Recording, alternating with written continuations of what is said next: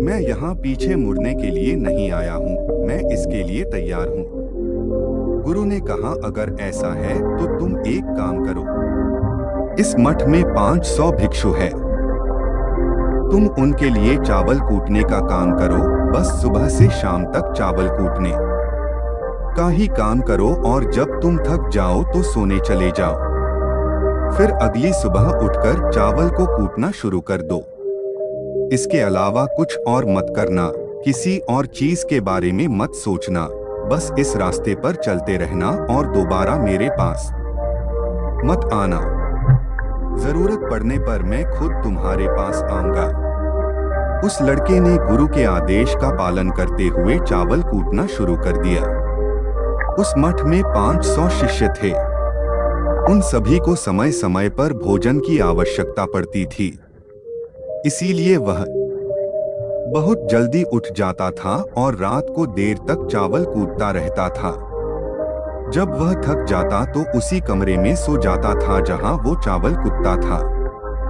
वो किसी से बात नहीं करता था और ना ही कोई उससे बात करने के लिए उसके पास आता था। कुछ महीनों तक चावल कूटते हुए उसके मन में पुराने विचार आते रहे, लेकिन उन विचारों को कोई नया विषय नहीं मिला तो वह अपने आप ही मिट गए। धीरे धीरे उसके मन में विचार कम होने लगे। कुछ सालों के बाद वो अपना नाम तक ही भूल गया। वो हमेशा चुप रहता और विचारहीन अवस्था में बस चावल कूटता रहता था। उसने ना तो कभी ध्यान किया था और ना कभी शास्त्र पढ़ा था। मठ के बाकी शिष्य उसे मूर्ख समझते थे। ऐसा करते हुए 12 वर्ष बीत गए। फिर एक दिन गुरु ने घोषणा की, अब मेरा आखिरी समय आ रहा है और मुझे अपना उत्तराधिकारी चुनना है जो मेरे बाद मठ का मुखिया होगा। इसीलिए मेरा कोई भी शिष्य है जिससे लगता है कि वह आत्मनिर्भर हो गया है और उससे खुद को जान लिया है, तो वह रात को मेरे दरवाजे के पास आकर इस दीवार पर कुछ पंक्तियां लिखे जिसमें उसकी जिंदगी का सारा अनुभव समाया हो। कई शिष्यों ने ऐसा करने के बारे में सोचा, पर मठ के प्रमुख शिष्यों में से एक शिष्य ने वहां जाकर कुछ पंक्तियां लिखी। उसे बौद्ध धर्म और ग्रंथों का बहुत ज्ञान था। सभी शिष्यों को लगता था कि वो इस मठ का उत्तराधिकारी बन सकता है। उसने लिखा था कि मन एक दर्पण की तरह है जिस पर विचारों और इच्छाओं की धूल जमा हो जाती है। इस धूल को हटाने के लिए ही ध्यान है। जिसकी धूल हट जाती है और मन का दर्पण साफ हो जाता है, वो मोक्ष को प्राप्त कर लेता है। अगली सुबह जब गुरु उठे और उन्होंने इन पंक्तियों को देखा और उन्होंने कहा कि किस बेवकूफ ने यह सब कचरा मेरी दीवार पर लिखा है। वो शिष्य जिसने यह लिखा था वो चुप रहा। हालांकि उसने जो पंक्तियां लिखी थी वो ज्ञान से भरी थी, लेकिन ये सब किताबी ज्ञान था। वो शिष्य बहुत चालाक था। उसने पंक्तियां लिखी पर उसने नीचे अपने हस्ताक्षर नहीं किए, क्योंकि वो स्वयं इसके बारे में निश्चित नहीं था कि ये सही है या नहीं, क्योंकि वह आत्म साक्षात्कार नहीं हुआ था। गुरु ने पंक्तियों को पूरी तरह से खारिज कर दिया। ये देखकर सभी हैरान रह गए। यह घटना पूरे मठ में चर्चा का विषय बन गई। इस विषय पर बात करते हुए 2 शिष्य उस शिष्य के पास से गुजरे जो 12 साल पहले यहाँ आया था और दिन रात चावल कूटता रहता था। दोनों की चर्चा सुनकर वह धीरे से हंस पड़ा। दोनों शिष्य ने उससे पूछा कि तुम क्यों हंस रहे हो? दोनों शिष्य की नजर में ये चावल कूटने वाला तुच्छ भिक्षु ही था। किसी ने उसे ना तो कभी ध्यान करते हुए देखा था, नहीं कभी शास्त्र पढ़ते हुए। हर कोई उसे मूर्ख समझता था जो बस चावल को ही जानता था। उस मठ में बहुत बड़े बड़े विद्वान थे, लेकिन उस चावल कूटने वाले को किसी से कोई मतलब नहीं था। इसीलिए वह दोनों शिष्य उसे मुस्कुराता हुआ देखकर हैरान रह गए। उन्होंने फिर उससे पूछा कि तुम क्यों हंस रहे हो? उसने जवाब दिया, मैं इसीलिए हंस रहा हूं कि गुरुवर सही बोल रहे हैं। ये सब पंक्तियां कचरा है। इन पंक्तियों का कोई मूल्य नहीं है। वो दोनों शिष्यों चौंक है।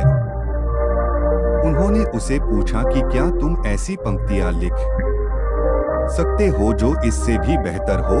चावल पीसने वाले ने जवाब दिया, नहीं, क्योंकि मैं अनपढ़ हूँ, लेकिन हाँ, मैं कुछ पंक्तियां कह सकता हूँ। अगर तुम उन पंक्तियों को लिख सकते हो तो मैं तुम्हारे साथ जाने के लिए तैयार। उन दोनों शिष्यों ने कहा, ठीक है।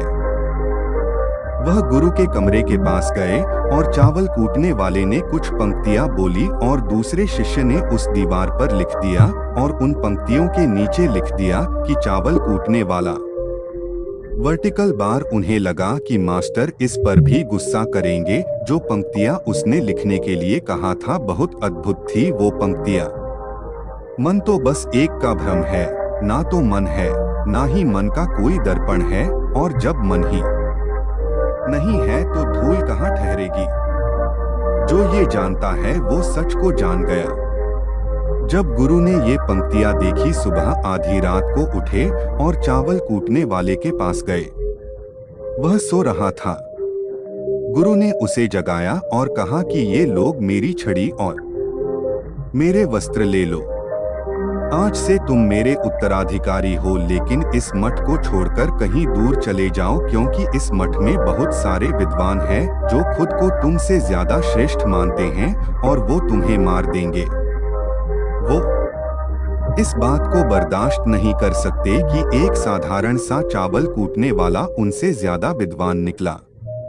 तुम्हें वह सारा ज्ञान हो गया है जो मुझे है। तुम्हें यहाँ सारा ज्ञान चावल कूटते कूटते हुआ है, और मुझे पता है कि तुम जहाँ भी जाओगे लोग तुम्हारे पास आने लगेंगे, क्योंकि जब कोई फूल खिलता है तो उसकी महक हर तरफ फैलने लगती है।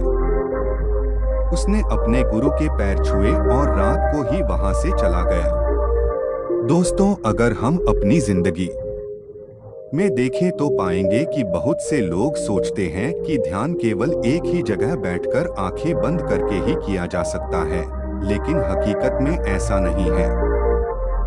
ध्यान तो चलते चलते भी किया जा सकता है। अपना कुछ काम करते हुए भी ध्यान किया जा सकता है। असल में ध्यान का मतलब यह है कि आप जो भी काम कर रहे हैं उसे अपनी ईमानदारी से करें कि आपको आपके शरीर का ख्याल भी ना रहे। बिल्कुल उस चावल पीसने वाले की तरह जो चावल कूटने में इतना मग्न हो गया कि उसको खुद का कोई ख्याल ही नहीं रहा। उसने चावल कूटते हुए ही आत्म साक्षात्कार प्राप्त कर लिया।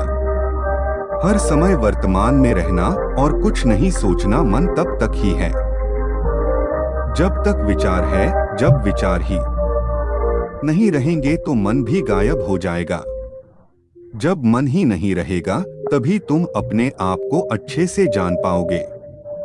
असल में हमें अपने वास्तविक रूप को जानने के लिए कोई अन्य साधना करने की आवश्यकता नहीं है।